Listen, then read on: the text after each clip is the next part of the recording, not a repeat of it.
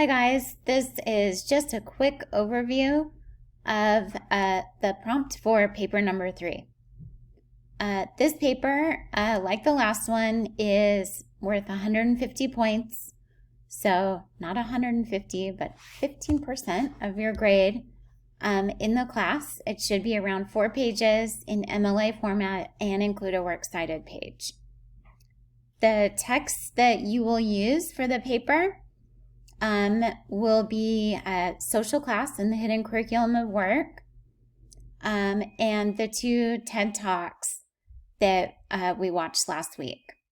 You don't have to use all 3 of them, although many students will, but at a minimum, you have to include social class in the hidden curriculum of work to make sure that you are including a robust scholarly source in a text, not just videos, in your paper. The prompt is based on kind of an imaginary situation, a hypothetical situation, where you are a student or an employee of Saddleback, and Saddleback is asking us to recognize and address examples of implicit bias. So as part of this effort, we're just kind of hypothetically working together. We are writing a report. And the word report doesn't mean that you have to use a different format that's different from an academic paper. Saddleback College is an academic context, so you can write kind of a standard MLA format paper to meet the requirements of this report. And in this report, first, you want to include a detailed description of a specific example of implicit bias you have experienced or observed. So we've already been brainstorming this. Your example should definitely be something you're familiar with, something you've experienced, or maybe something you've just observed in someone you're close to, and you can describe in detail.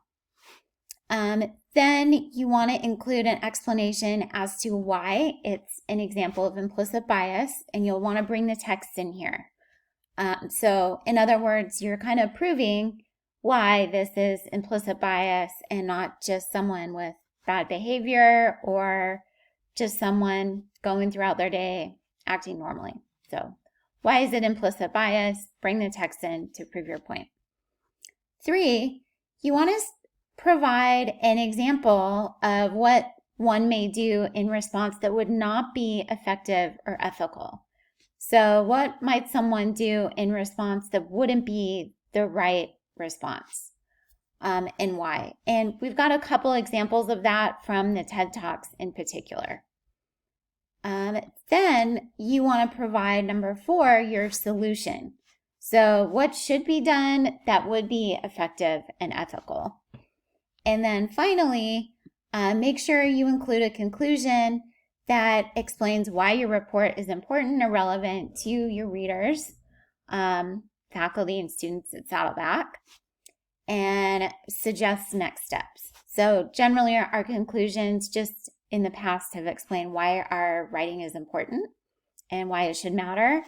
And with this paper, we want to actually suggest some type of action, so a call to action as well. Okay, we already talked about this. Just a reminder, Jean Annion's text must be included. And in terms of grading criteria, I've attached the rubric to the assignment, but this is basically the rubric, the grading rubric, making sure you're responding to the prompt, including all the details you were asked to include. Make sure you're demonstrating critical thinking and reading, organize your material, make sure it's easy to read and understand, proofread, and don't forget to include a works cited page. Okay, this is just the first introduction. I'll be posting some examples and some additional information throughout the week. Okay, good luck, and as always, email me if you have any questions.